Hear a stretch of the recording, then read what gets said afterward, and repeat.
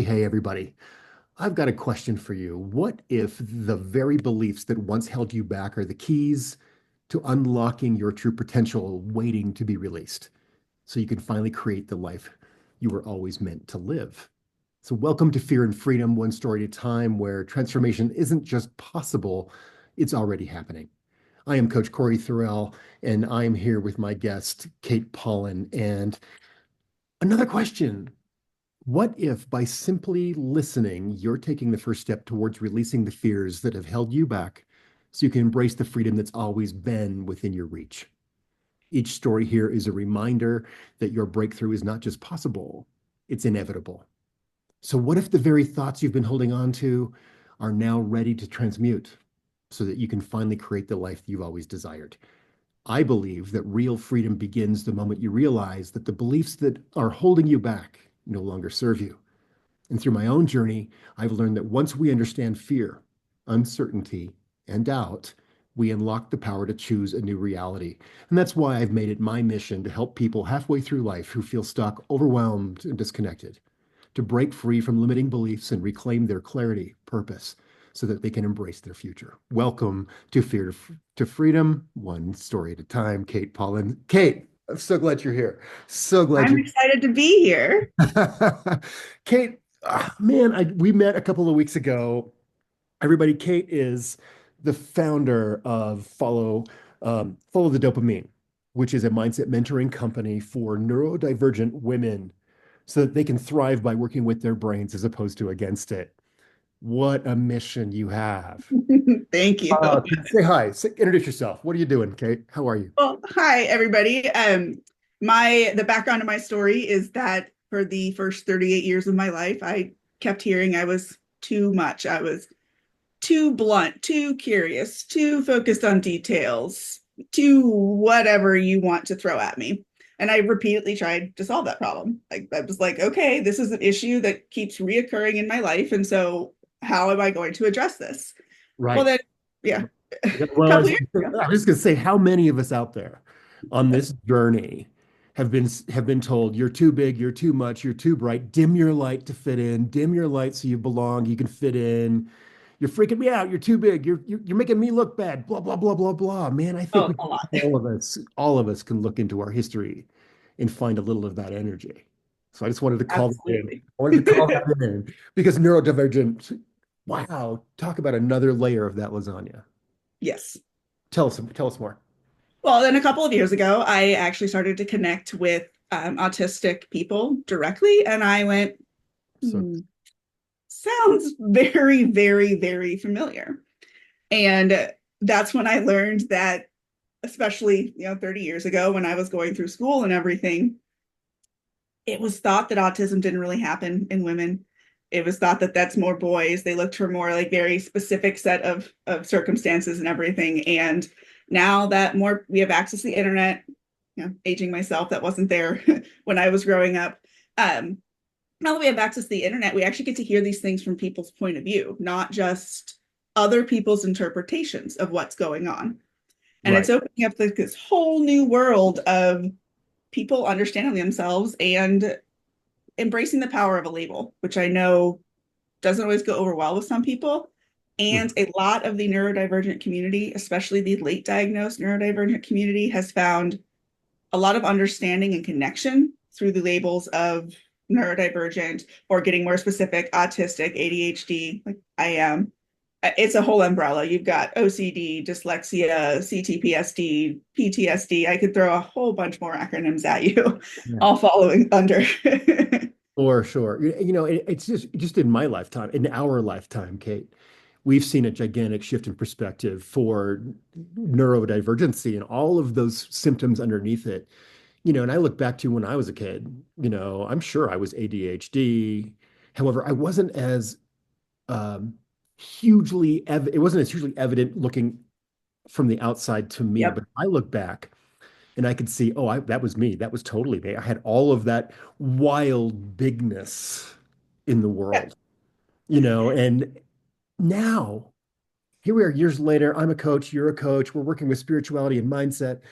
And we can see that neurodivergency in all of its categories is not a disease or a setback. It is a superpower.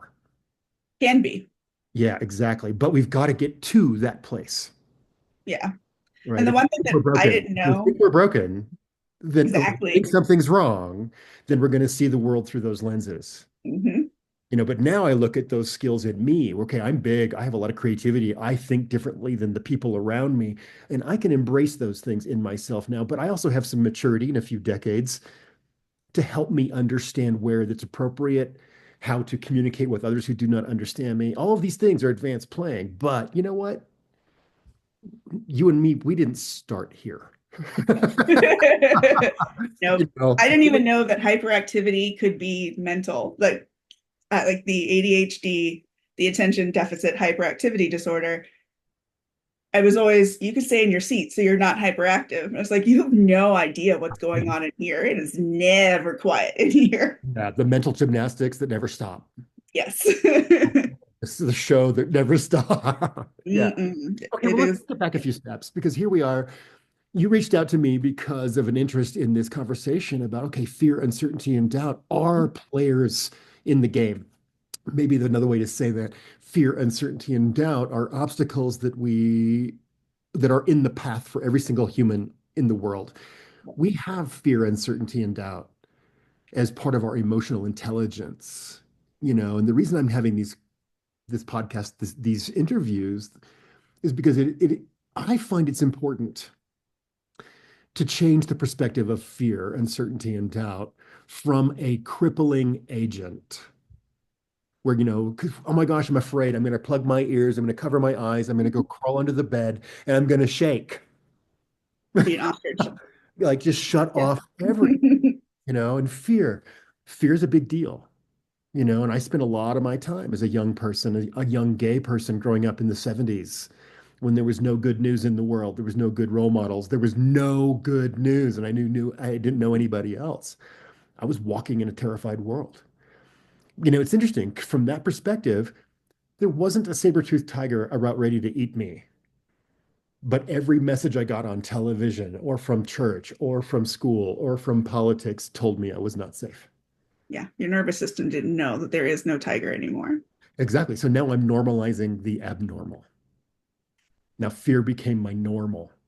So then I didn't think about it that way, but I was existing inside of fear, Hmm. that layer of protection, of boundary first. I was spending all of my resources, my energy, my time, my attention, and as I got older, my money, Yes. without even knowing I was doing that. Yep. Love that phrase. I was normalizing the abnormal state of fear. Was not ever designed to be in 100% of the time. So as we go through, I have a little bit of a journey about fear, uncertainty, and doubt, but I want to call in for you a little bit.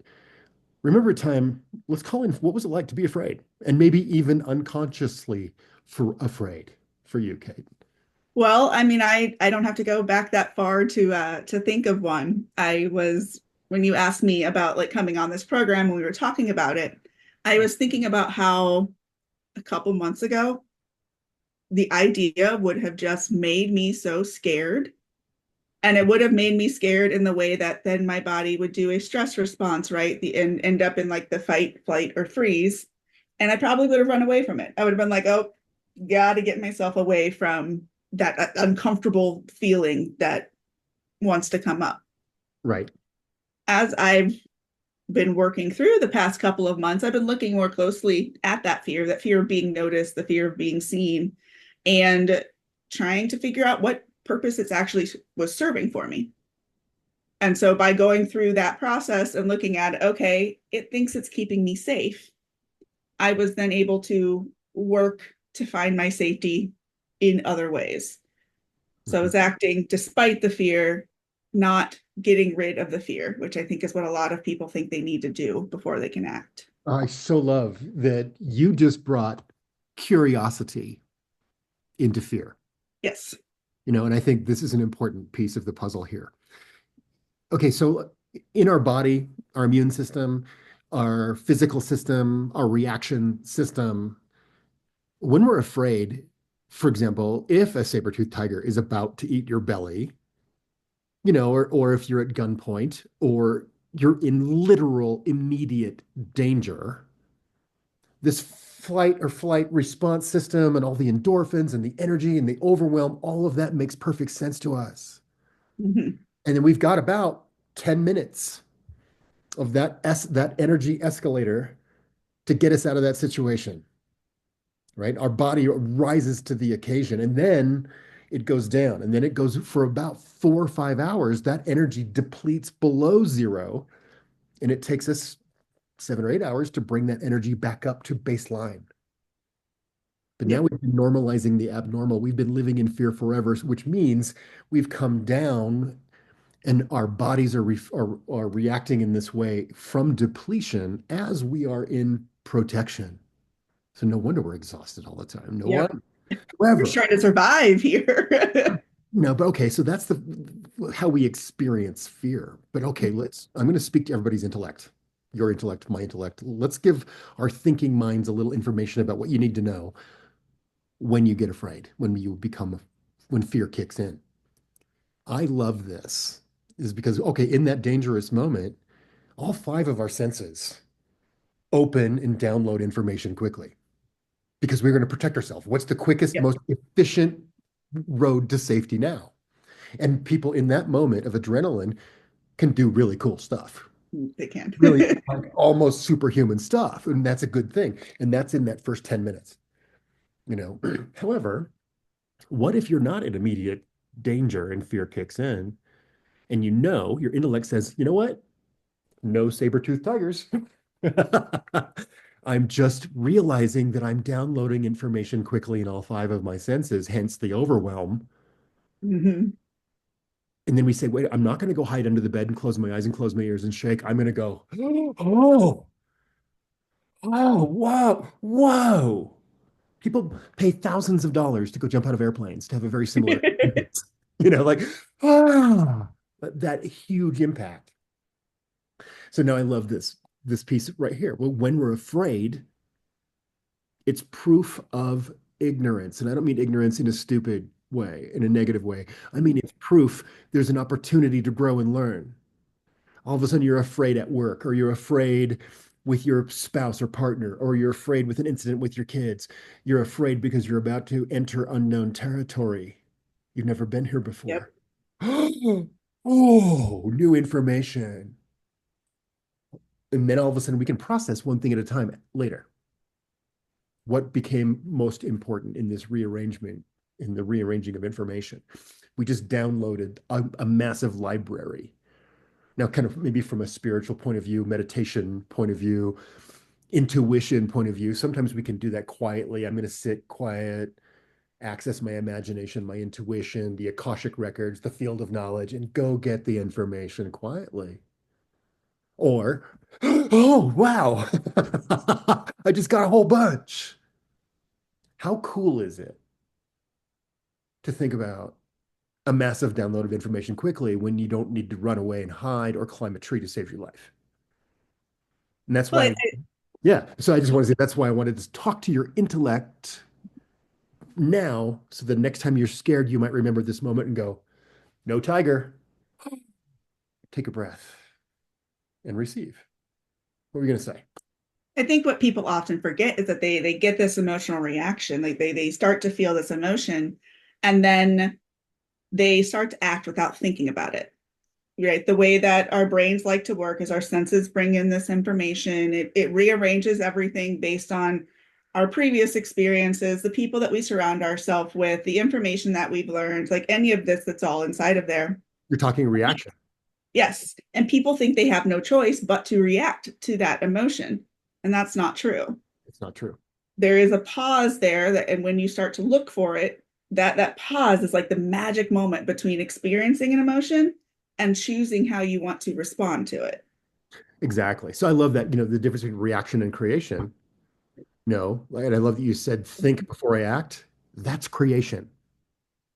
Reaction is autopilot. Yep. And that's our subconscious mind, which number one job keeps it safe. That's all it knows. That's all it knows to do. Awesome. Let's trust that.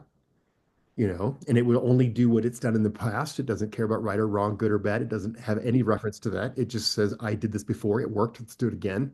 Yep. Okay, cool. Okay, so, all right, fear. We just redefined fear a little bit.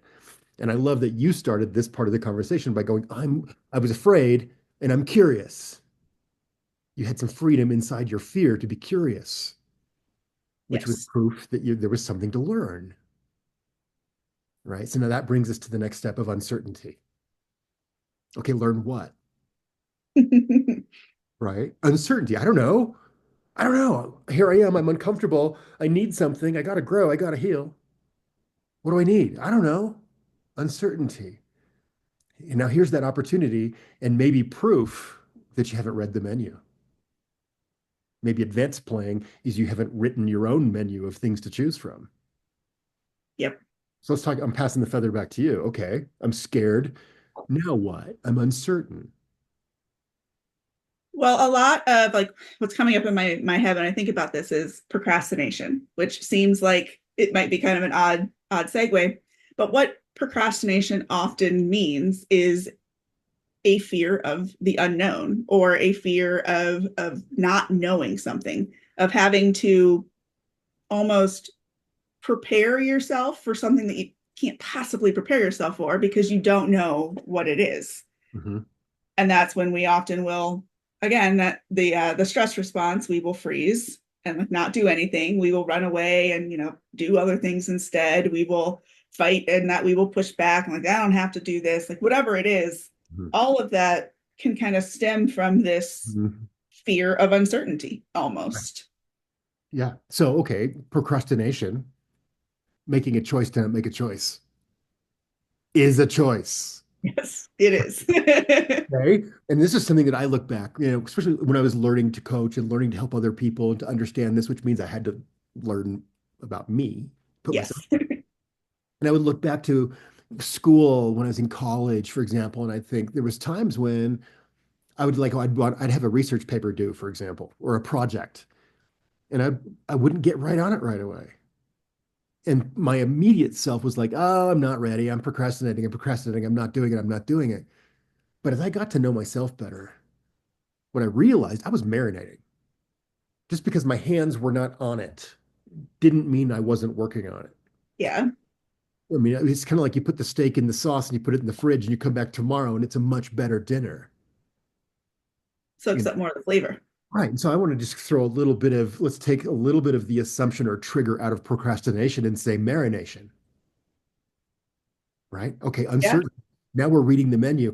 That's a good idea, but I'm getting a maybe, not a hell yes. So I'm going to put that in a box, put it in the fridge, save that for later. And I'm still in the moment of uncertainty, which means I'm reading the menu. What else is possible? So Yeah. now we were afraid and uncertain at the same time. Now we were afraid and said, I got to learn. Now I'm just uncertain without the fear. And now I'm curious. What else? In that journey of transformation, we get uncomfortable we go from comfortable to uncomfortable into a Mhm.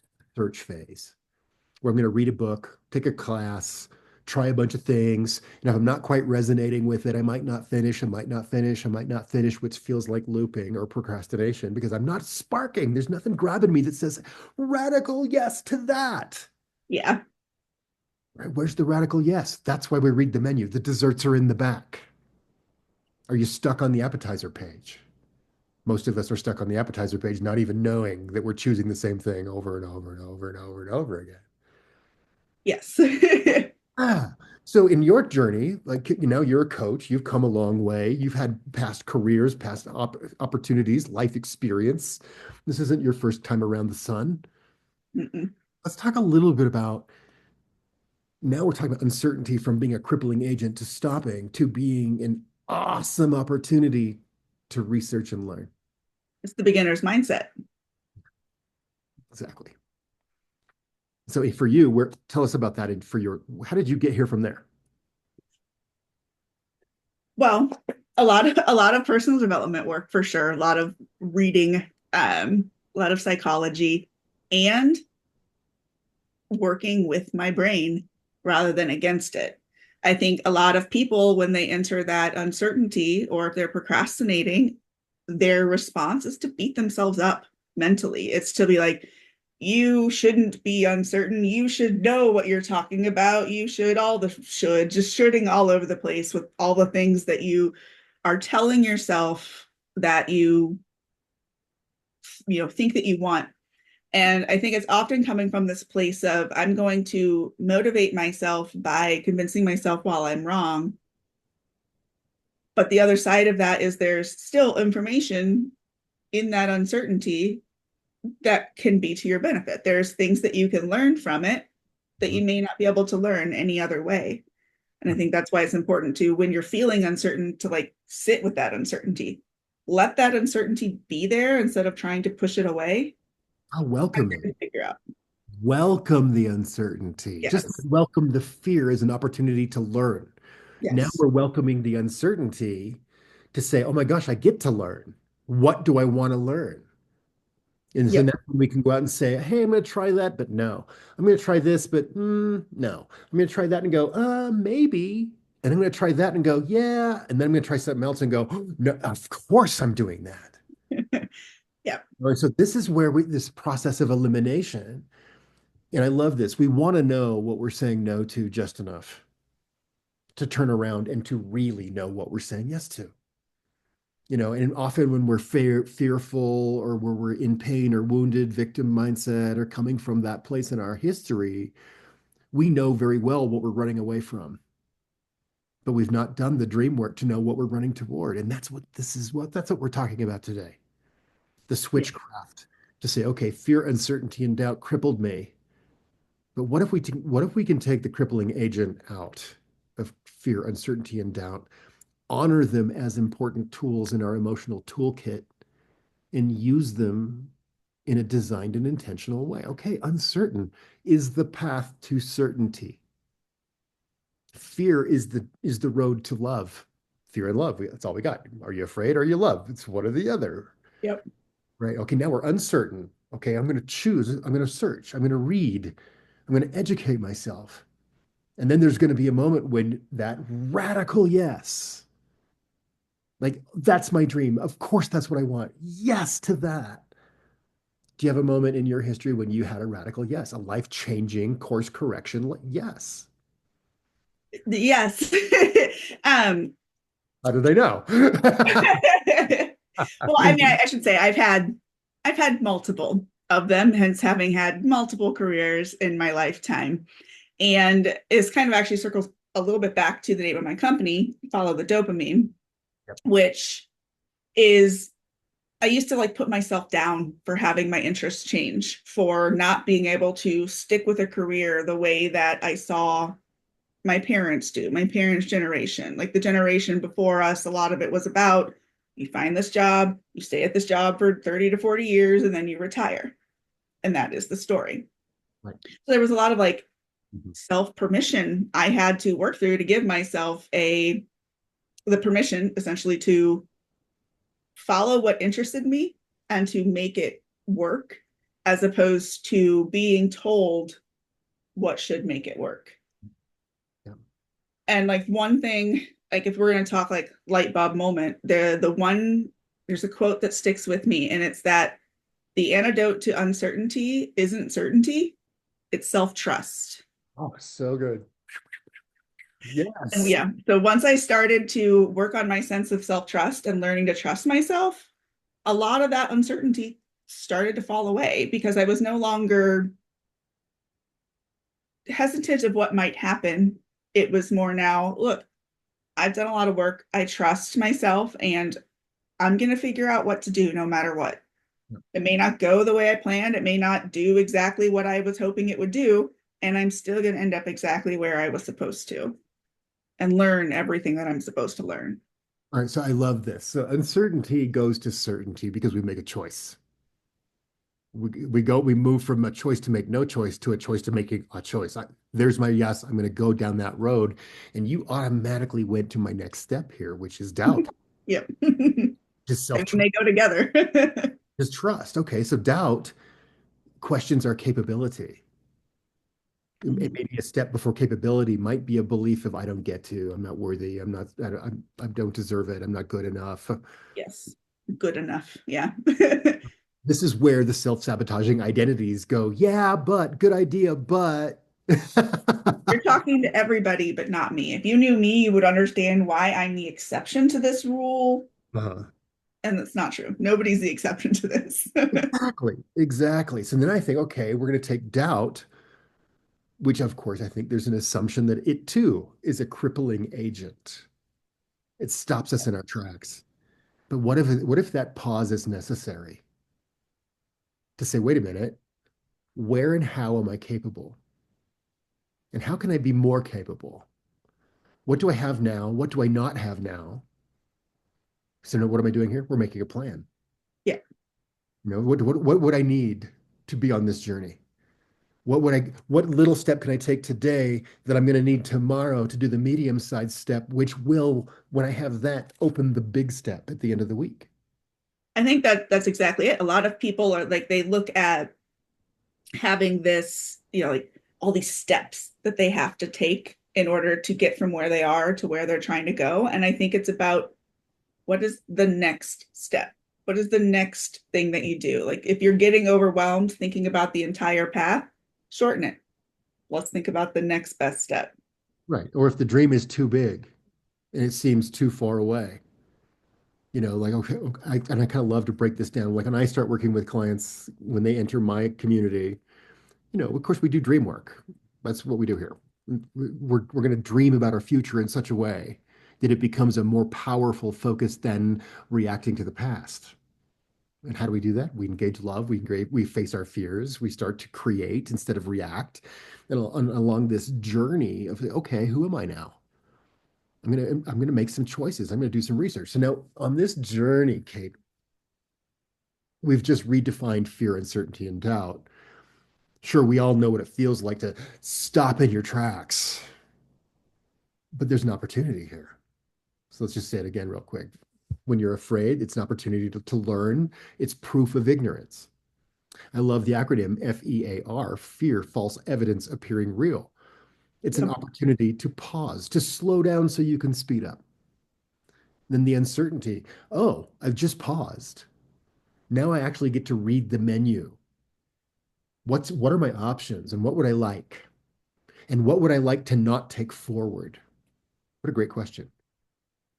Yep. What, What's what no longer serving me? Yeah, what's no longer served? So we do some threshing. I love this word. We remove that hard layer that once protected us that no longer serves us. Every doorway has a threshold, and the gate will not open unless we do our threshing. We have to shed so that we can grow, to be free. Yep. You got to unlearn in order to relearn. So that uncertainty is an opportunity to research, learn, grow.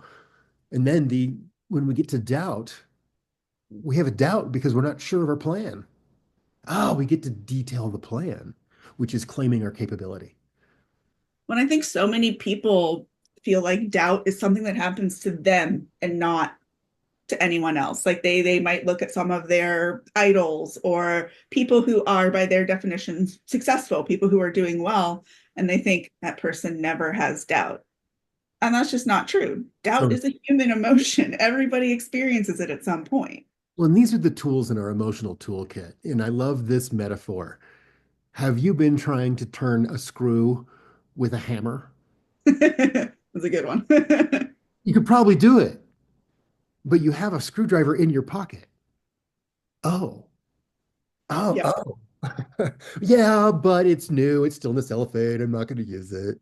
It's over there. The hammer is what's right here. Right. But my Yeah. dad used the hammer to turn a screw, and I felt for his pain, so I learned to do it too. Oh man, Yep. what did I just say? What did I just say? Whoa. Yeah. So this journey to fear, uncertainty, and doubt, I'm loving this interview series, Kate. I've interviewed lots of people now, and like you said a second ago, when we talk to really successful people, our mentors, our heroes, our idols, the ones that we perceive as having what we do not have, is I've been having this same Sacred Heart conversation with lots of people. The very first thing that they always say is, "Oh yeah, fear stopped me in my tracks, but it turned into the jet fuel of what created my life possible." because it made me see, it made me feel, it made me research, and most importantly of all, it allowed me to make a good choice. Because I It allowed didn't, me to start talking about it. well, and I didn't react to the first choice. Mhm. I went, wait, whoa, whoa, whoa, whoa. Oh, whoa, whoa. And then it's like, there's more. There's more. Hold on. There's more. Yes, yes, no, yes, maybe. Yes, which is go where it's easy. Yeah, Especially if you're just realizing that your fear can soften. If that's you out there in the world, if you're frightened and you've been terrified and frozen solid, I hope there's a little melting happening in you. you deserve it. We all do. I see you. I hear you. I used to be there. You know, Hmm. it's okay. There's not a saber-toothed tiger eating my belly. You know, I'm warm. There's food. Okay. I don't have to do that first. Right? Yep. What what can I choose from? How big can you make the menu? Are you writing your own menu? At first, you may not know you can do that. It might just be get off the appetizer page and actually, pick a main course. Yeah. Get something a little bit more nutritious than French fries. Love French fries, but I'm playing with some words here to be Yeah. light, but I'm also really acknowledging when you're in fear, it is visceral and it is huge, often painful and crippling. Hmm. So I wanted to bring a little fun into that world in their conversation with you, Kate, but I also I want to tell the truth, because we're all tender-hearted warriors, every single one of us on this journey. Yep. Any last thoughts about fear, uncertainty, and doubt, Kate? Well, the one last thing I'm thinking of that's coming up for me is the idea of your comfort zone. And I've heard lots of different ways to do it. A lot of people say, get out of your comfort zone. And the phrase that resonates the most with me is expanding your comfort zone. So maybe you are on the appetizer page and you really want to get to the desserts, but the desserts feel like really so like far away. Maybe it's not about jumping from the beginning of the menu to the end. Maybe it's about expanding your comfort zone so you're comfortable with the appetizers, then you go into the uncomfortableness of the entrees, you get comfortable there, then you go into the uncomfortableness of the desserts. Like maybe it's a process of expansion, not a one time sort of thing. Practice. Yes, practice and Practice. self-compassion. A daily choice. Like healing is not a destination. Like we Nope. don't all of a sudden arrive in this golden kingdom of healing and all the angels sing and the clouds part and all is well with the world. No, Everything is perfect. that's No. not real. Nope. The healing is a daily choice. But I was going to talk about comfort zone too. So I'm so glad that we aligned and like magically going to talk about this because so often we hear, get out of your comfort zone. That's where the gold is. Yeah. And some people are more capable with a little more confidence to jump out of their comfort zone. Got a little more self-trust per chance. But I would dare say most of us are not ready. Mm-mm. However, on that same note, I do think every single one of us is capable to go to the edge of our comfort zone, close enough to see beyond it. To do it even though we may not feel 100% ready. Yeah, but that's where you can see more. It's like if you climb the mountain, you can see clear off into the next valley, right? Yep. So, I remember some of my mentors when I was younger, especially sports-oriented mentors. I was never much into sports, but I would, like listening to their wisdom, fling yourself out of your comfort zone, just, naked, Yep. cold Do it. into a new world, and then find your way home again. Mm-hmm. Well, if you're well-fed, healthy, strong in every way, okay, that might work for you. But if you're already tender, if you're already hurting and you're already struggling and you're aware that your resources are low, your time, your energy, your emotions, your money, whatever it is for you, that's too big of a leap. Of And course. that's too big of a leap. But I challenge every single one of us to know where the edge of your comfort zone is and go look over the edge. It's kind of like window shopping at Christmas. Like, ooh, Yep. that's cool. Ugh, I want none of those, but that, well, oh, yes, no. Radical yes. It makes me think of like when I was doing some training for coaching, like, I don't know, like 5 months ago or so, a lot of the coaches were talking about, do you want to be a speaker? Do you want to be a speaker? And in my mind, I'm going, oh God, no, I don't want to get up in front of people and speak and everything. And then Which I like, then I realized this past weekend, I was like, oh, I think I might actually want to be a speaker. I think I might actually have things that I want to say and a way to be able to say them.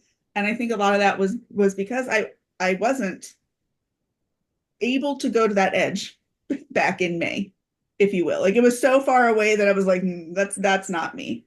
Yep. And kind of almost without my realizing it, that edge got closer as I was doing my personal growth and like working toward things. And now here we are, and I've completely changed my answer. So that's also for everybody out there a way to say that something may not feel right for you right now. And that doesn't mean it will always be that way. This is where we plant the seeds in the garden and see what sprouts first. Yep. And everybody, as we begin to wrap up our little circle today, as long as you're in the comfort zone, you're still in it, even if you're at the edge. Yep. But you can see further, you can read the menu from the edge, everybody. So man, I'm just loving this so much, Kate. Thank you for giving me a little bit of your time today and especially your vulnerability and your honesty about your own story. You know, um, as we move forward to Kate, I mean, I'm sure that there's going to be some stuff for you and I to do together in the future. I've so enjoyed our time together today. Tell us a little bit about how people can find you, Kate. If people are resonating, if you guys are out there liking Kate's energy, Kate's offering, if you've got some neurodivergent people near you, if you are in this world, or if you're just curious about Kate, how do people find you? Well, multiple different ways. I have my website, probably the most direct way, and that is followthedopamine.life. And yes, .life is a domain, so that it actually is a full out web address.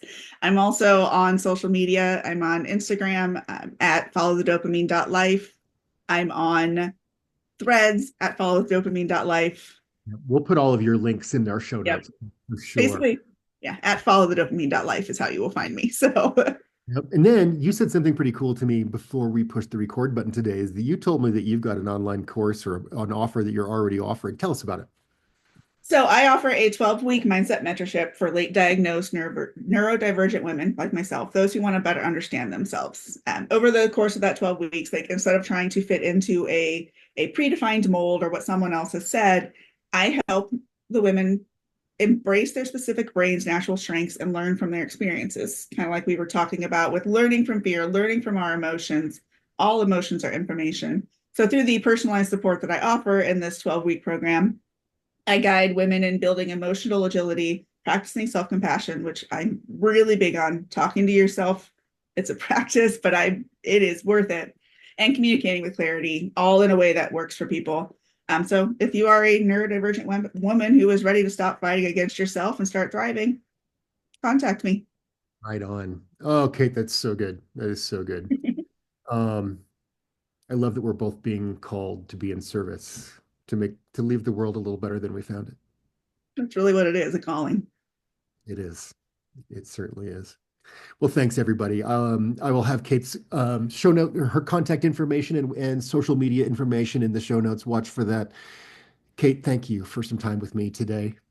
I look Thank forward to you. some time with you in the future. Everybody out there, I'm Cory Thorell, and I am as a super conscious mindset coach, NLP practitioner, timeline therapist, and I am here to have conversations that matter. All right, everybody. Super good to see you, Kate. More time with you, please.